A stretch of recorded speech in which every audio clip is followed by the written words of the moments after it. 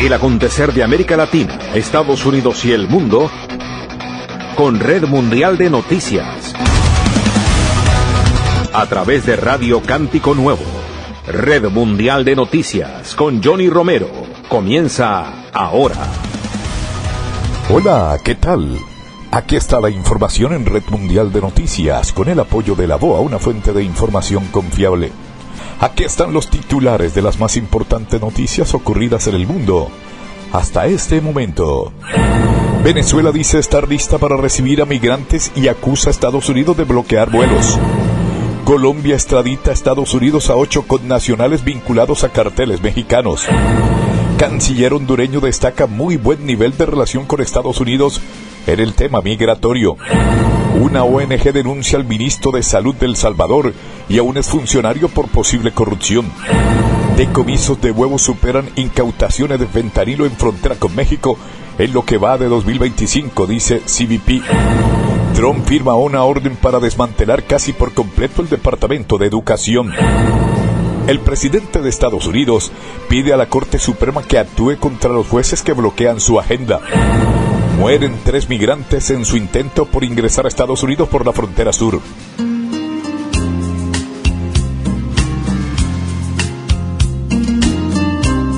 La Iglesia de Evangelización Misionera Jóvenes Cristianos, con el pastor Federico Santiago, predicando una palabra buena de parte de Dios, le invita todos los domingos a las 10 de la mañana a un culto evangelístico de gloria y poder. Nuestro templo está ubicado en el 756 de McDonald Avenue, en Brooklyn, New York. Recuerde, todos los domingos a las 10 de la mañana. Para más información, llámanos al 718-216-6218. Todos están cordialmente invitados. Aquí están las noticias. Los Ángeles. 3 migrantes, 2 hombres y una mujer, murieron en su intento de cruzar a Estados Unidos por lugares remotos y de mayor riesgo de la frontera que divide México de California, informó la Oficina de Aduanas y Protección Fronteriza de Estados Unidos, CBP. Los fallecimientos ocurrieron en 2 hechos separados la tarde del 14 de marzo. En el primer incidente, agentes de la patrulla fronteriza respondieron a un llamado de emergencia en un sendero para caminos de Cuchama, en el desierto de Otay, y allí encontraron a 2 mujeres, una de ellas sin vida, la otra era la persona que había pedido ayuda. Menos de 1 hora después del hallazgo de las mujeres, agentes respondieron a otra llamada de socorro en la zona silvestre en las montañas de Otay. 3 migrantes reportaron estar perdidos y se quejaron de síntomas de hipotermia, dificultad para respirar, falta de agua o comida y poca batería en sus celulares. Al llegar al lugar, los agentes encontraron a una joven de 16 años y 2 hombres fallecidos, uno de los cuales fue identificado como el padre de la menor. El 15 de marzo, otro migrante fue rescatado con la ayuda de un helicóptero del Ejército de Estados Unidos, tras quedar varado por una lesión en el tobillo. La oficina del alguacil de San Diego asumió la investigación de los fallecimientos. Las 2 migrantes rescatadas fueron puestas en un proceso de deportación, detalló el comunicado de la CBP. Defensores de los inmigrantes han advertido que las políticas de mano dura del presidente Donald Trump en la frontera empujan a los migrantes a tomar mayores riesgos para ingresar a Estados Unidos. Denver, Colorado. 2 hombres se escaparon de un centro de detención de inmigrantes en el área metropolitana de Denver, aparentemente después de que las puertas traseras se abrieran después de un apagón, informó la policía. A pesar de las declaraciones de los funcionarios de inmigración, la policía de Aurora dijo que no fueron notificadas hasta el miércoles temprano, aproximadamente 2 horas después de que se descubriera que los hombres no se encontraban en la instalación, lo cual según ellos fue demasiado tarde para ayudar. En un comunicado enviado, el Servicio de Control de Inmigración Aduanas ICE dijo que los hombres que anteriormente habían estado detenidos en cárceles de Colorado por cargos no especificados seguían prófugos y se estaba llevando a cabo una búsqueda. Afirmó que las autoridades policiales fueron notificadas de inmediato sobre la fuga, pero se negaron a ayudar en la búsqueda. Funcionarios federales y legisladores republicanos han criticado lo que a menudo se conoce como política de santuario en lugares como Denver, que limitan la cooperación con las autoridades federales de inmigración. Colorado también tiene leyes estatales que restringen la cooperación. Sin embargo, la policía de Aurora dijo que tiene un acuerdo con el Grupo Geo, la empresa privada que administra el centro de detención, para ayudar en las fugas, pero solo cuando son notificados dentro de los 15 minutos posteriores a un escape. Washington. Un juez federal ordenó al gobierno del presidente Donald Trump explicar por qué el no haber solicitado que vuelos que transportaban deportados a El Salvador regresaran a Estados Unidos no violó su orden judicial al respecto, en un enfrentamiento creciente entre los poderes judicial y ejecutivo. El juez federal del distrito, Jess Bosberg, exigió respuestas después de que vuelos que transportaban inmigrantes venezolanos, que según el gobierno de Trump son miembros de pandillas, aterrizaran en El Salvador, después de que el juez bloqueara temporalmente las deportaciones bajo una ley de tiempo de guerra del siglo XVIII. Bosberg le había ordenado al gobierno que regresara a Estados Unidos los aviones que ya estaban en el aire cuando ordenó la suspensión. Bosberg le había dado al gobierno hasta el mediodía del jueves para que proporcionara más detalles sobre los vuelos o que presentara una declaración que no debe ser dada a conocer porque dañaría secretos de Estado. El gobierno se resistió a la solicitud del juez, calificándola de ser una expedición de pesca judicial innecesaria. En una orden escrita, Bosberg declaró que la última respuesta de los funcionarios de Trump es lamentablemente insuficiente. Washington. El presidente estadounidense Donald Trump pidió que la Corte Suprema intervenga contra los jueces que bloquean su agenda, como el magistrado a cargo de los vuelos de venezolanos expulsados a El Salvador. Si el juez Robert y la Corte Suprema de Estados Unidos no solucionan esta situación tóxica y sin precedentes inmediatamente, nuestro país tendrá problemas serios, escribió el mandatario en su plataforma Truth Social, en referencia al presidente del tribunal John Roberts.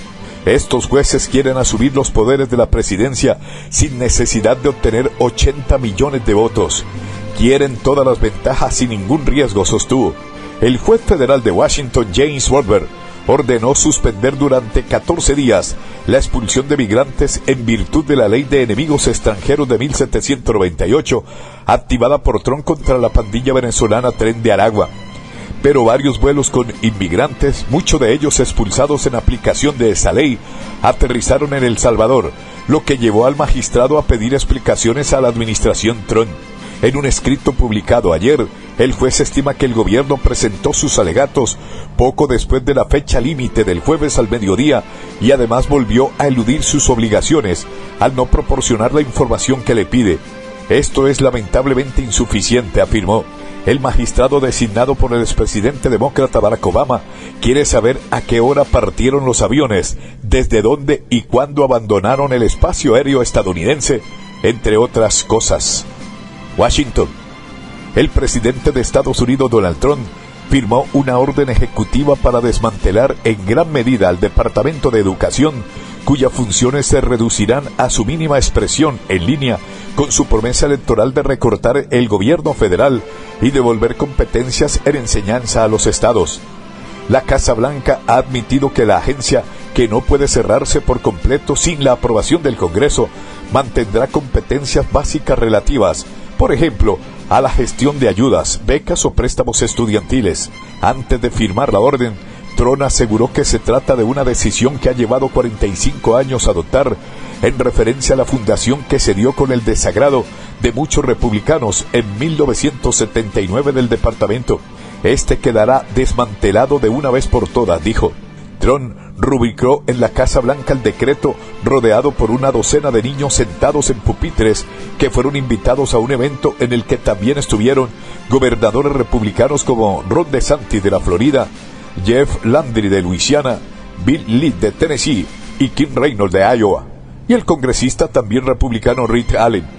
El presidente expuso los argumentos que su gobierno ha venido abanderando para justificar el desarbolado de la cartera de educación.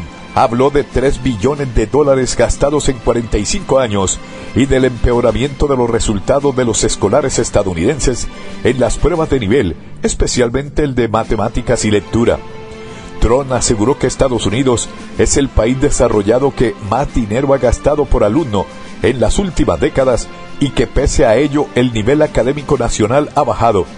Al mismo tiempo, El mandatario aseguró que tanto los apoyos para niños como necesidades especiales y discapacidades como la ayuda del título 1 de la Ley de Educación Primaria y Secundaria, que regula los complementos para menores de familias con bajos ingresos, van a ser preservados, aunque serán repartidos entre otros departamentos y agencias. Aunque la posibilidad de que el Congreso apoye el cierre total del departamento se considera altamente improbable por la predecible falta de apoyo de los demócratas, Trump, que ha sugerido que puede conseguir suficientes votos a favor de la iniciativa en el legislativo, volvió a apuntar hoy que su plan es clausurarlo por completo. Washington.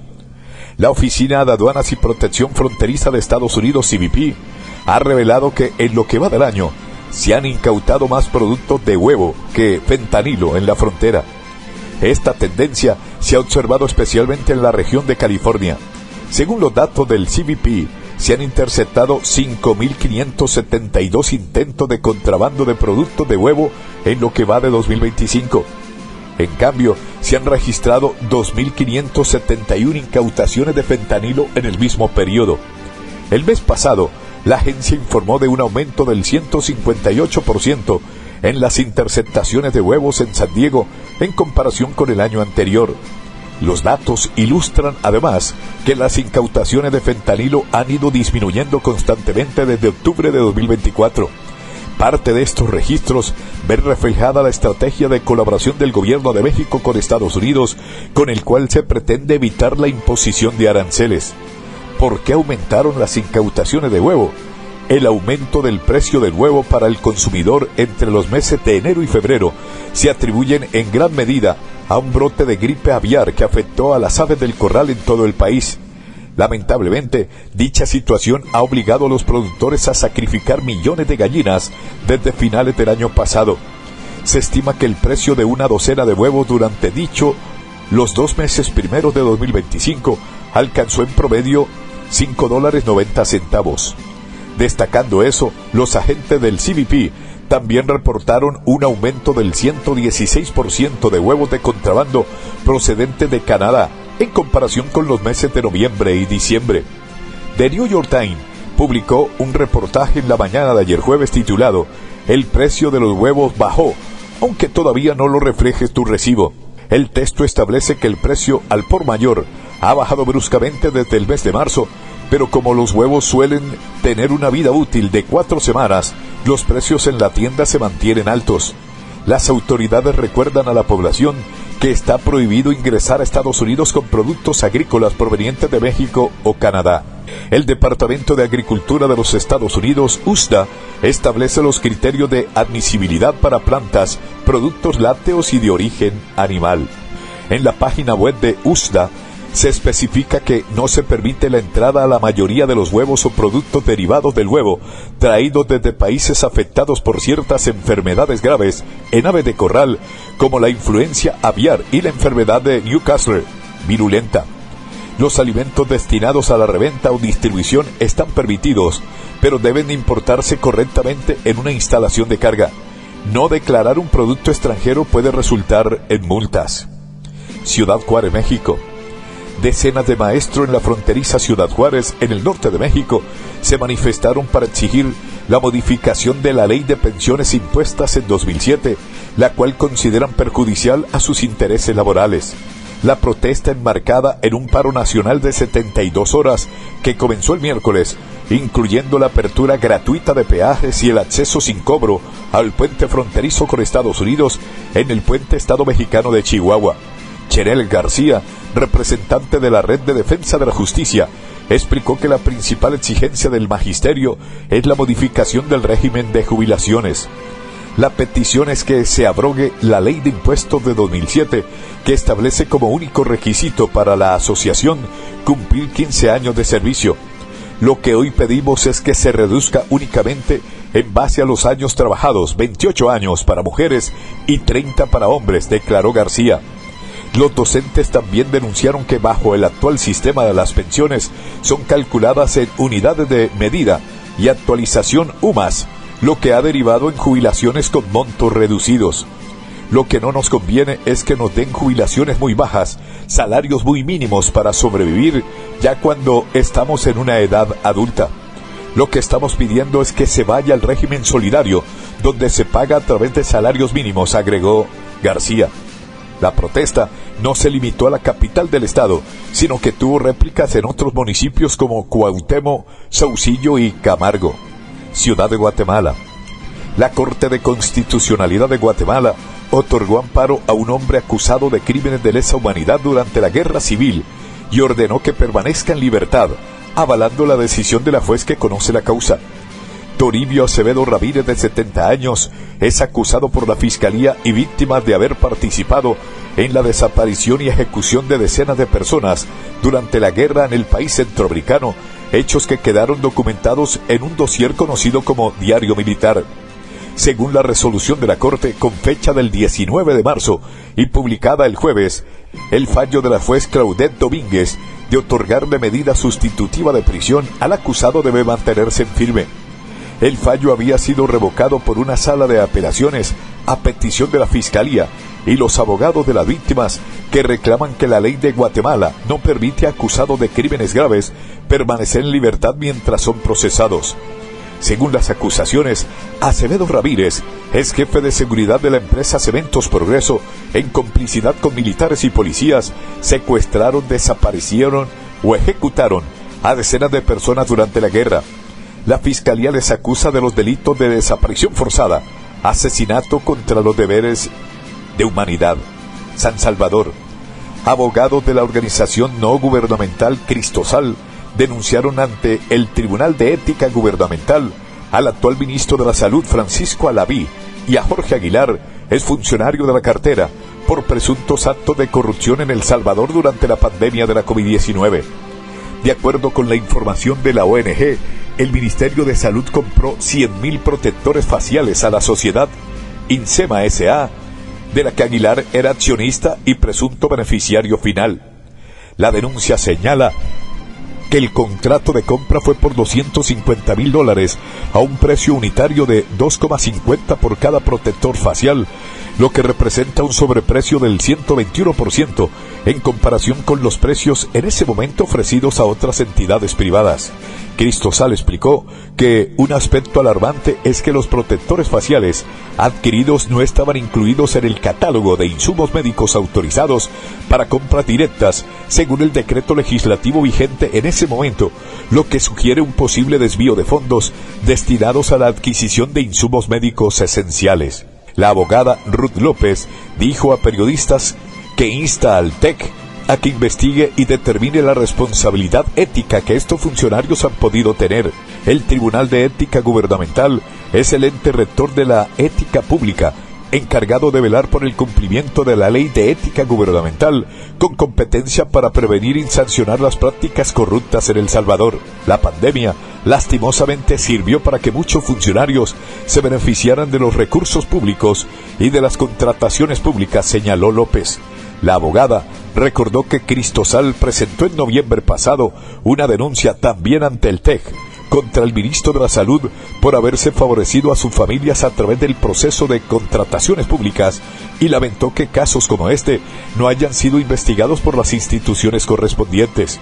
El gobierno del presidente Nayib Bukele lanzó en 2019 la Comisión Internacional contra la Impunidad en El Salvador, con el acompañamiento de la Organización de Estados Americanos, OEA, y cuyo acuerdo de cooperación fue cesada en 2021.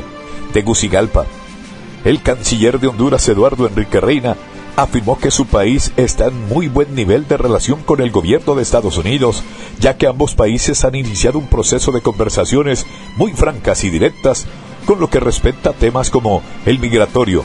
Estamos en un muy buen nivel de relación, a pesar de algunos malos deseos de la oposición que fuera mal, agregó Reina en una entrevista.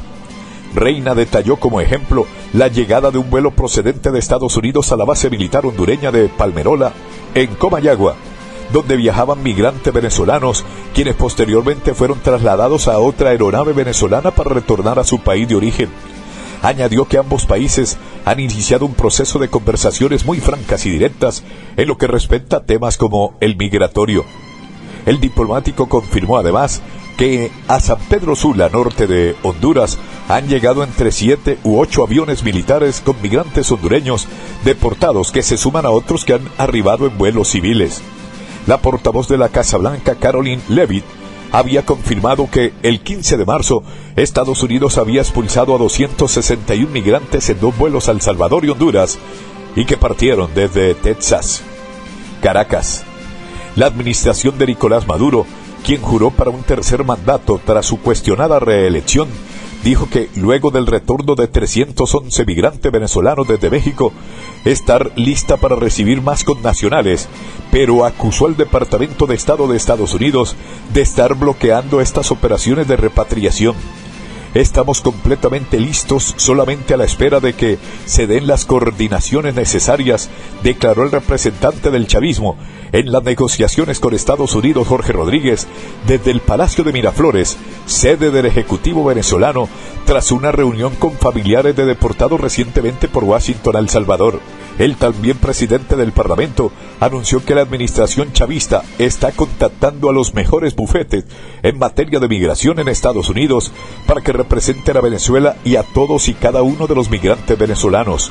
Asimismo, aseguró que ya han contratado a los mejores bufetes de abogados en El Salvador para que defiendan y logren la libertad de las más de 200 personas deportadas el pasado fin de semana a ese país centroamericano, donde denunció que están secuestrados. Rodríguez insistió en que los deportados a El Salvador van a ser rescatados por la fuerza de la verdad y defendió que se habían registrado debidamente ante los organismos de migración estadounidenses, por lo que sostuvo cumplieron con los requisitos que les estableció Estados Unidos de América para vivir allí en distintas ciudades. Tras la llegada de los 311 venezolanos desde México durante la jornada, el titular del Ministerio del Interior, Diosdado Cabello, reiteró que ni uno de los repatriados desde febrero pertenecen a la organización criminal Tren de Aragua, nacida en una cárcel de la nación caribeña, pese a los señalamientos de Estados Unidos. Cabello aseguró que el gobierno estadounidense había comunicado que iba a deportar a supuestos miembros del Tren de Aragua, pero, dijo, está muy confundido, porque de momento no ha enviado a nadie de la banda criminal señalada como terrorista por Washington. Un total de 919 venezolanos han retornado a su país en 5 vuelos desde el pasado febrero, cuando fueron repatriados 190, en un primer momento 176 que estaban en la base militar estadounidense de Guantánamo y más recientemente 242 también procedentes de México.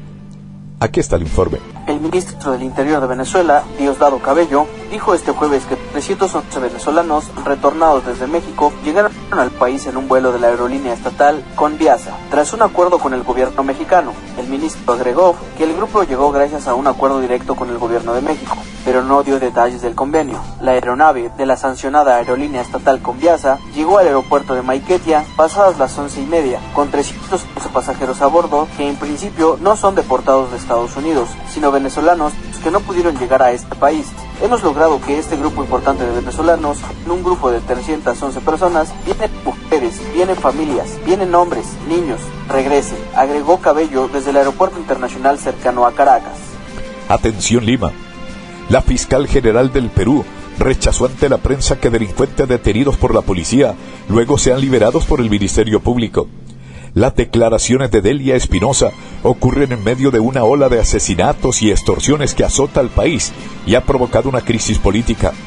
En medio de estas tensiones, algunos han pedido remover del cargo al ministro del Interior Juan José Santibáñez, señalado por no combatir al crimen de manera eficiente y quien han mencionado las supuestas liberaciones. La permanencia del ministro, quien lleva 10 meses en el cargo, se definirá este viernes en el Congreso. En la sesión se votarán 3 pedidos de censura y estaría obligado a renunciar si consiguen 66 de los 130 votos. Según ha dicho Santibáñez, desde inicio de 2025, la policía detuvo a 91.907 personas en más de 220.000 operativos policiales, pero el 92% habría sido liberado por la Fiscalía. Añadió que entre estos habían 338 criminales relacionados con 167 bandas criminales. La presidenta Dina Boluarte lo ha secundado, asegurando que los fiscales facilitarían las presuntas liberaciones, aunque no hay pruebas al respecto. Rechazando estos señalamientos, Espinosa dijo que desde inicio de enero han registrado 32.578 detenciones en flagrancia que les han sido comunicadas oficialmente por la policía y están registradas en su sistema. El ministro y la presidenta son investigados de forma preliminar y en casos diferentes por la Fiscalía. Santibáñez, quien antes era abogado de policías en problemas con la ley, es indagado por los presuntos delitos de tráfico de influencias y abuso de autoridad. Boluarte tiene 7 investigaciones por diversos supuestos delitos, incluidos asesinato, corrupción y abandono de cargo. El ministro ha solicitado 2 veces la destitución de Espinosa por presuntas infracciones y la presidenta afirmó a inicio de marzo que la Fiscalía busca desestabilizar su gestión, aunque sin brindar detalles. La más reciente crisis política a causa de la ola delincuencial empezó el 16 de marzo, luego de que el cantante Paul Flores fuera asesinado en un ataque al bus de su agrupación musical. Terrible. Bogotá. La Corte Suprema de Justicia de Colombia ordenó suspender temporalmente el juicio contra el expresidente Álvaro Uribe Vélez, acusado de presunta manipulación de testigos, fraude procesal y soborno en actuación penal. La decisión es consecuencia de una recusación interpuesta por la defensa de Uribe, en la que argumentó en una tutela recurso de amparo que la jueza Sandra Heredia, quien lleva el juicio, ha actuado de forma parcial contra el expresidente. El recurso de amparo lo estudia la Sala de Casación Penal de la Corte, que resolvió revocar la sentencia emitida el 21 de febrero de 2025 por la Sala Penal del Tribunal de Bogotá, mediante la cual declaró improcedente la tutela invocada por Uribe. La Corte determinó que se vulneraron los derechos fundamentales al debido proceso y al acceso a la justicia de Uribe en el juicio que comenzó el pasado 6 de febrero. Bogotá. El gobierno de Colombia extraditó a Estados Unidos a 8 connacionales vinculados a carteles mexicanos. Aquí está el informe. Colombia extraditó a 8 connacionales buscados por narcotráfico y otros delitos en Estados Unidos, entre ellos el hijo de un histórico capo de una banda criminal local vinculada a cárteles mexicanos, según informaron las autoridades el miércoles. Entre los extraditables está Henry Loaiza Montoya, alias Alacrán Jr., hijo de alias El Alacrán, capo histórico del cártel del Norte del Valle, y eran requeridos por la Corte del Distrito Sur de Florida por los delitos de narcotráfico y concierto para delinquir, según informó la policía. Los extraditables pertenecían a una red criminal transnacional dedicada al tráfico de cocaína mediante embarcaciones artesanales con destino final en Estados Unidos. El presidente colombiano Gustavo Petro ha asociado a cárteles de la droga mexicanos con el Ejército de Liberación Nacional, guerrilla que recientemente desencadenó el peor estallido de violencia en una década en ese país, así como con disidentes de las FARC. El nuevo ministro de Defensa, Pedro Sánchez, aseguró en una entrevista con la AFP que responderá con toda la fuerza a las amenazas del ELN de emprender una guerra total. Es un grupo criminal, es un grupo narcotraficante, es un cartel. Eso es lo que son ellos, con un poder armado muy dañino para la población. Petro, el primer izquierdista en llegar al poder en Colombia, le ha pedido a la Casa Blanca replantear la fallida guerra contra las drogas, principal motor de la violencia del prolongado conflicto interno. Y el presidente estadounidense Donald Trump ha dicho que analizará en septiembre si sigue considerando al gobierno colombiano como un aliado en contra del narcotráfico. Amigos oyentes, por el día de hoy llegamos al final de Red Mundial de Noticias. Mi amigo personal Federico Santiago y Johnny Romero les acompañamos. Les invitamos el próximo lunes a nuestra emisión diaria de noticias. Feliz fin de semana para todos. Hasta pronto. Bye.